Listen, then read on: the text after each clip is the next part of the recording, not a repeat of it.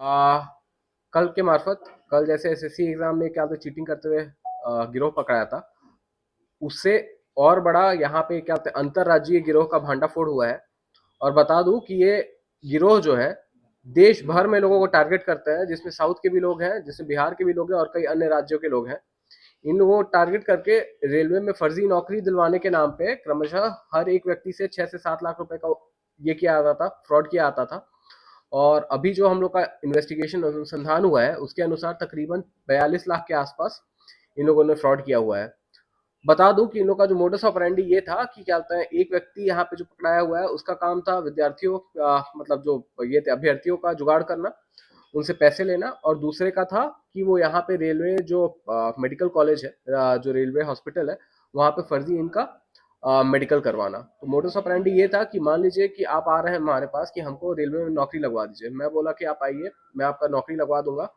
अब इसको नौकरी लगवाने के लिए मैं सबसे पहले सर्वप्रथम आपका एक फर्जी ये कराऊंगा, जो स्पोर्ट्स कोटा होता है, तो स्पोर्ट्स कोटा के तहत आपका एक फर्जी सर्टिफिकेट तैयार करवाऊंगा, जिसके तहत आप स्पोर्ट्स कोटा में ये होने के लिए ये हो जाए कि आप स्पोर्ट्स कोटा के तहत आप आ रहे हैं।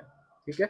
उसके बाद स्पोर्ट्स कोटा के बाद से एक बार आपका वो फर्जी सर्टिफिकेट बन गया, उसके बाद से ये लोग रेलवे बोर्ड का क्या बोलते हैं, ये फर्जी कागजात बना के पहले मेडिकल का फर्जी ड्रामा करते थे कि ये देखिए आपका रेलवे मेडिकल कॉलेज में, रेलवे मेडिकल हॉस्पिटल में आपका ये हो रहा है, मेडिकल हो रहा है। उसके बाद बता दूं ये गिरोह इतना शातिर बोलिए या जो भी बोलिए, 3 महीने तक का ये लोग ट्रेनिंग भी कराता था रेलवे का, ताकि जो भी यहाँ पे वो है जिनके साथ ये लोग फ्रॉड कर रहा है वो लोग इस बहकावे में आ जाए, वो इतना मूर्ख बन जाए कि उन लोग का रेलवे में नौकरी हो गया है।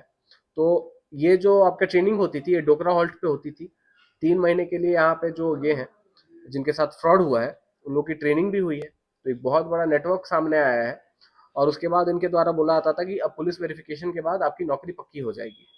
लेकिन अब जाहिर सी बात है, क्योंकि अब पुलिस वेरिफिकेशन कभी होगा नहीं और क्योंकि ये पूरा पूरा फर्जीवाड़ा था, तो वहां पे एक व्यक्ति को संदेह हुआ। ये तमिलनाडु के रहने वाले एक्स आर्मी मैन थे, जिन्होंने अपने संबंधियों को रेलवे नौकरी के दिलाने के नाम पे कुछ पैसे दिए थे, और इससे इस पूरे गिरोह का भंडाफोड़ हुआ है।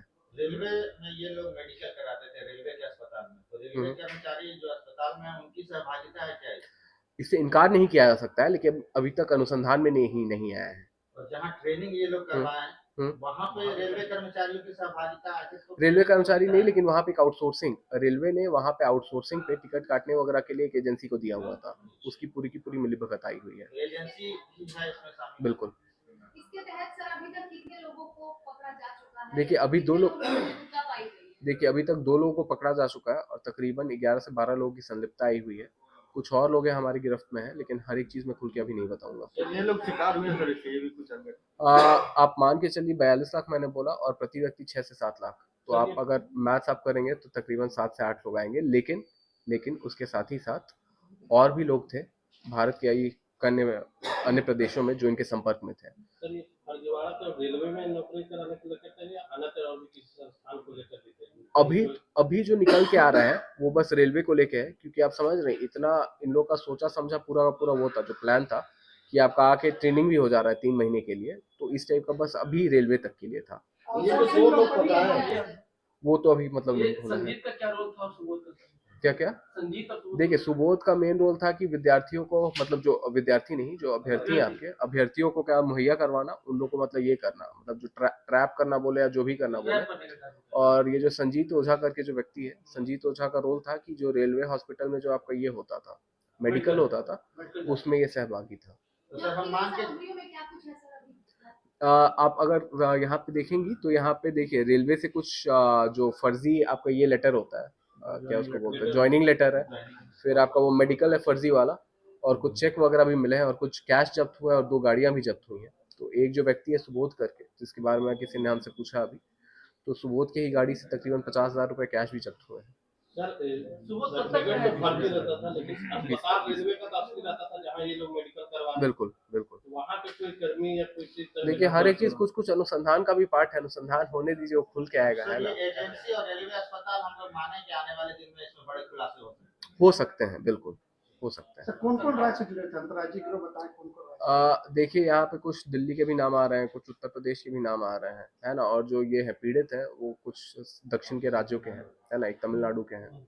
तो रेलवे के जो भर्ती वाली जो ये जो परीक्षा की जो आयोजित की जाती है, तो उससे जुड़ा हुआ फॉर्म निकलने के बाद ये लोग शुरू करते थे या फिर फर्जी तरीके से ये लोग विज्ञा क्रिया कर लेते थे? ये फर्जी तरीके से, ये पूरा पूरा फर्जी तरीके से है कि आपका स्पोर्ट्स स्पोर्ट्स कोटा के बेसिस पे आपका ये हो जाएगा। ये जो दोनों लड़के पता है करते क्या है? देखिए इसमें जो सुबोध था वो पहले इलेक्ट्रो स्टील में आपका काम करता था। इलेक्ट्रो स्टील में 2015 में इलेक्ट्रो स्टील के बंद हो जाने के बाद तब से बेरोजगार हो गया था और यहाँ पे जमीन का दलाली और ये सब चीजें सम्मिलित था। आउटसोर्सिंग को ब्लैक लिस्टेड कर रहे हैं। ये तो रेलवे करेगा, ये तो हम कर नहीं सकते हैं, है ना, वो तो हम कर नहीं सकते, हम लोग बस वो कर सकते हैं अनुशंसा।